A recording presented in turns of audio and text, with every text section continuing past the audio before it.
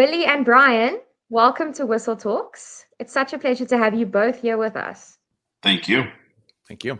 Before we get into the topic today, which is the Demand Playbook, could both of you maybe give me a little bit of history as to how you got into the industry of sales, marketing, how you started your business, and just a little bit about your journey?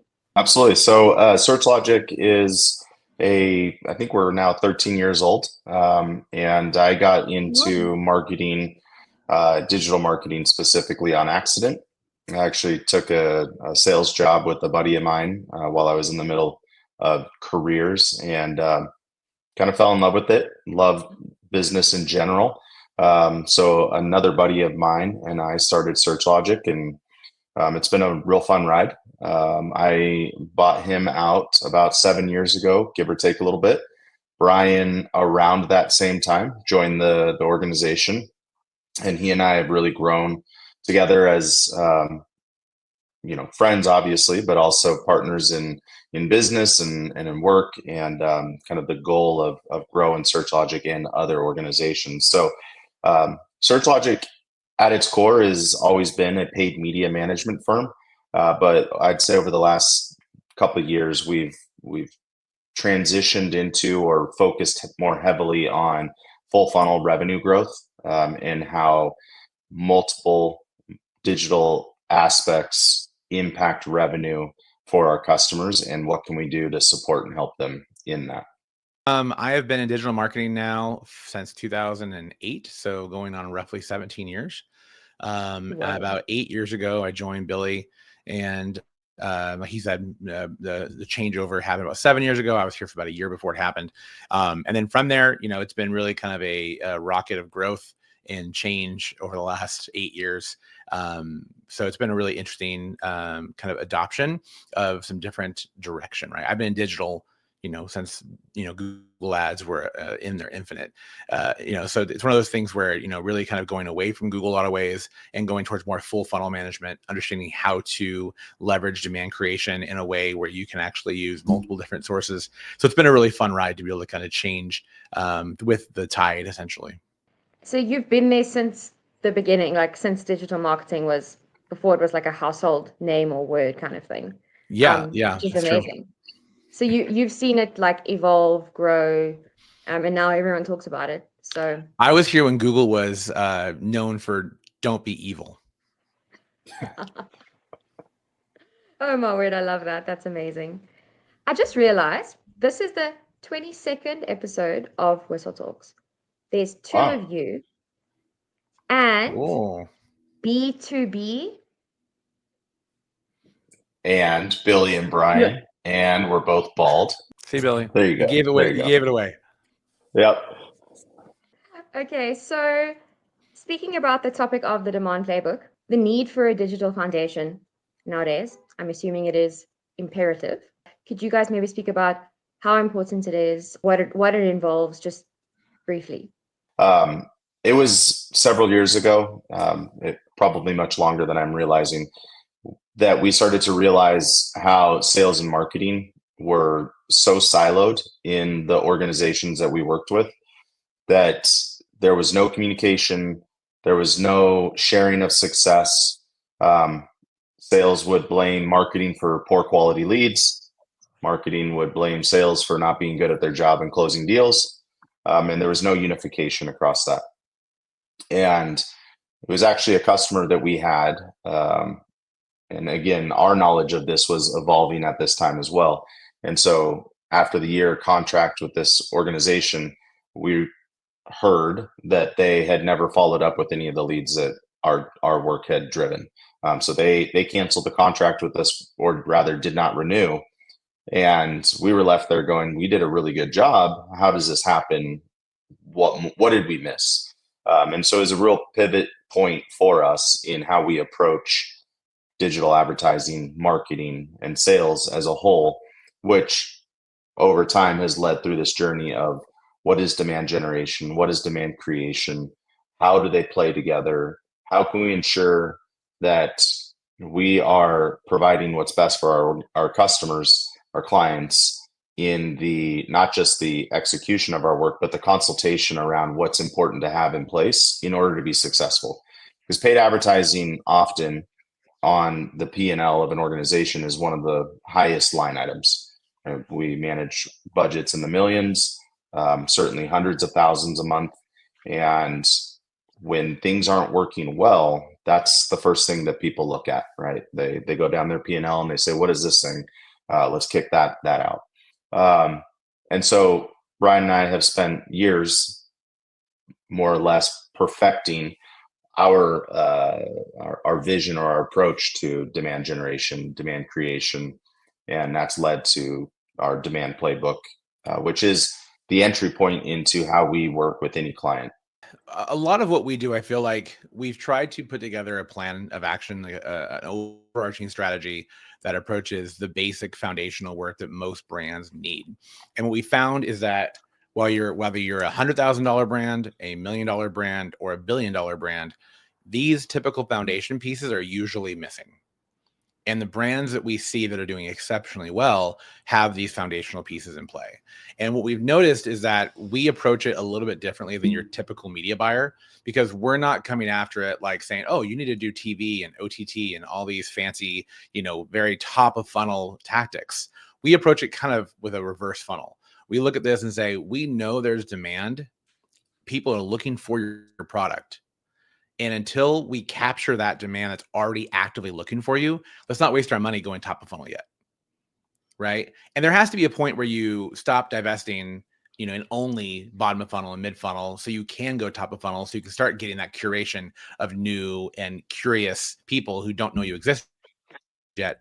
But there's a high element of that where we want to make sure we're getting ourselves the right people who are buying your products, getting you guys a really good established target CPA. And then from there, being able to build a brand to a point where you have the ability to bring in new customers and close those deals. Because a lot of people don't realize they can't close the deals with all this new top of funnel business because the leads aren't as consistent. And then they do get a couple leads and they realize their sales process sucks. Their marketing automation sucks. Their HubSpot isn't built out. Their Salesforce isn't built out because they don't have enough practice going through the practice of following up with leads and having their BDR team do the work. So we want to make sure that we're getting after people who are actively looking for your product and service, and get your sales team, your BDR team to get those, stiff points out, to get those challenging points out, to get their scripts right, to make sure what they're doing makes sense. And oftentimes with new startups, you have new sales teams, new business development teams, new BDRs. It is one of those things where people are just trying to get their feet underneath them. And if marketers are only going after top of funnel, you're not really giving your team enough chance to succeed. They need more time at bat. So we kind of reapproach the funnel to focus on the top of or the bottom of funnel as the priority, go up to mid, and then kind of as a tertiary, go to top of funnel when needed, but it isn't our priority, right? And so a lot of what we do is performance based in that instance. That is so fascinating, the whole bottom of funnel thing. I love that. That's such an interesting approach, and it makes so much sense. I don't think a lot of people have thought of it like that, but that's amazing. I can see you guys have definitely been doing this for a couple of years. Can we speak a little bit more about lead generation, and maybe demand creation, and the importance of that, or a little bit about that? Sure. I would say the biggest thing is making sure that before you kind of, get out there and make yourself available to the market, you really understand what you want to say, right? So there's thought leadership, which is where you put yourself out there, like on LinkedIn, you try to make sure that people recognize, like, what is our business? Who are we? What do we do? Right? Thought leadership is great, but you also have to take your thought leadership messaging and boil it down into a message that can be disseminated against, a 45-day email chain. Right? What are you trying to say? And then try to repeat that over and over again to a point where B2B is not an e-commerce product. You can't just be like, yay, 50% off sale, right? Like your market automation has to be a lot more intentional. You have to make sure you're providing value, case studies, while you're giving away pieces of content that make it where you look like the authority, right? So I would advise any sort of, brand leaders, CEOs, think about your thought leadership content. What do you want to say to the market? If you're a CEO and you're going to your CEO-led, marketing channels, you're trying to meet other CEOs, how are you taking that messaging and putting into your email marketing to make sure that people are seeing a similar message, a continuity of message throughout their emails when they're trying to get in touch with you, right? Your sales team, your BDR team, are they repeating the same messaging that you would be in a meeting with another big CEO, right? That meeting, that messaging has to be able to go from your CEO down to your email marketing into your paid ads. Because if you don't have the right messaging in your paid ads, it doesn't matter how low our cost per click is. If your conversion rate is less than 1%, your message is not resonating, right? So we try to make sure that we're helping clients understand how to build that demand gen flow so that when the demand comes in that's ready to buy, you don't let that fish off the hook, right? But at the same time, you also need to be able to scale that messaging into a messaging that allows you to go after brand new people who've never heard of you. Right. That, you know, in the sense of top of funnel, mid funnel, or bottom of funnel is people who know you exist. They just don't know they need you yet. Middle of funnel is people who don't know they need you. And top of funnel is people who don't know you exist. Right. How are you taking your message to each of those different viewpoints? Could we speak a little bit about demand creation and demand capture and why they're so different in approach? Demand capture is your bottom of funnel, right? It's when they know who you are or know what you offer and they're trying to find you online. Demand creation is that top of funnel awareness, recognition, oftentimes helping helping customers realize that they have a problem and you are the solution. We would think of demand capture as kind of that short-term revenue, that quick revenue. It's the fruit at the bottom of the tree, and demand creation is going to be that long-term growth. It's going to be more of that. What generates the ongoing success, and obviously creates more of that bottom of funnel desire, that more of that bottom funnel action, right? So paid advertising, when we talk about the digital foundation, paid advertising is ensuring that you're there when people are searching for you. And then anything that you do above that is getting them to be thinking more and more about you. Brian loves to talk about not asking people to marry you on the first date, right? You've got to date people for a little while.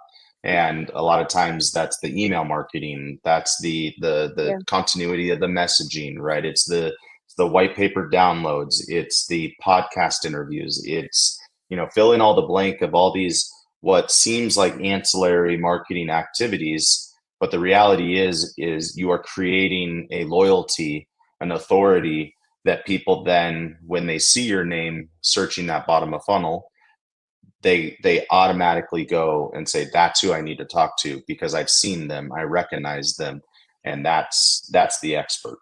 It's like wowing people, creating a sense of credibility. Yeah, it's funny because we oftentimes have consultation meetings with, again, huge brands. And it's, you know, they always fall for the same trap of, well, I want to book a demo. Yeah, but your client doesn't want to book a demo. Your client wants to self-educate. Your client wants to make sure that they understand what you do and try to pre-qualify what you do before they ever get on the phone with the salesperson. Right. So we always talk to people like, if you ask for someone to book a demo when they first engage with your brand, that's the equivalent of saying, hey, we just met, but you want to get married? Like, no, I don't want to get married. What are you talking about? Like, ew, what are you talking about? Right. You want to make sure you're letting that person know you have personality and charisma and you actually can pay the bill at the end if you wanted to. You're not homeless, you know, like you kind of want to build some credibility, right? This brand needs to build credibility, right? And that's why people do either gated or ungated content that allows people to download case studies, that allows people to download, you know, examples of what the work you've done. A tactic we often will use is a video funnel stage where you have short video, middle funnel, you know, longer tail videos that teach someone about your product in short bites and allows that person to take activities where they're like, okay, I'm good here. I want to back off. Or maybe they do 2 videos and they back off, or maybe they do 5 videos and then they back off.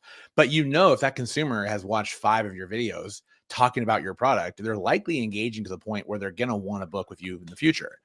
Well, now you can set up a second date or maybe a third date, and then you can start asking for, a little more commitment, right? So we do try to teach people, to be patient when it comes to demand gen, because even when someone's actively looking for your brand, they're still comparing you to other people, right? They may know who you are, but they don't fully know what you do. Where it becomes real hairy is when your product is so obscure that no one has any idea what you do, and you have a commitment to your customer to have to educate them on, by the way, you don't know you need us, but this is what we do, and you need us because of this reason. That is when B2B becomes really fun, but it's also really challenging because you're building a segment that has no idea you exist. There's not a lot of demand, capture available, because literally the people are like, who, what? Like, what do you do? I have no idea why I need you. And that becomes a real challenge that brands have to kind of turn around and face head on. Brian, previously you spoke about what leadership and presence like on LinkedIn, Mm-hmm. and then the importance of not just that, but also marketing automation. Mm-hmm. How did these two work together to drive revenue? So I think it comes back to the idea of consistency of message, right? Yeah. I will say there is a new ad feature that LinkedIn has just rolled out. Mhm. They're called a thought leadership ad, where it's meant to drive awareness of a thought leadership messaging point, right? Cool. So going back to the idea of a CEO, led marketing strategy, where that CEO is using his network to further their capital and get buy-in amongst other investors, right? A CEO-led sales model can be very, very effective, right? But in the same case, you have to understand what this product is, why it matters, and people have to really buy into it. So the idea that we're looking at is taking thought leadership on LinkedIn, blog content, making sure that you're talking about the problem that you're solving. And I think a lot of brands have a hard time with not wanting to give away too much to the competition. Like, they don't want to tell everybody what their product is, because if they do, they're going to have competition rush the market. Okay, maybe, but you don't have to tell me exactly what your product does to build reason and to build an understanding as to why your product does what it does. Right? Like, we work in cybersecurity a lot, and people have very obscure, obtuse products around cybersecurity. And unless you are an engineer, you may not realize the problem. But if you're going after, a more general audience of general consumers who need to adapt the security thing, you have to boil it down to its simplest message. What is the problem you're trying to solve? Safety, security, time management, making sure that it's convenient. It doesn't necessarily have to tell you what the product is, but that's where you can take your messaging from thought leadership down to marketing automation. What's the problem you're trying to solve is your thought leadership message. Why are you in business? What is your core value? And then boil that down into a message through your marketing automation to start teaching people who have come in curious about solving that problem as to then why you solve the problem, right? Taking that and dissecting that down into, we solve the problem because of these 5 steps. Here's 5 emails. They're going to tell you why we solve this problem. You don't even realize you have this problem. We're going to solve it for you. It's really about messaging continuity and making sure that you are selling the idea of your product in a way that makes people curious enough to actually say, oh, maybe I do need that. And if you can't get that part down because you're so worried about your product and making sure your competitors don't come in and, cannibalize your product, you're not focusing on the right thing, which is the problem, not the product. People don't buy the steak, they buy the seasoning, right? You're selling the sizzle, not the steak.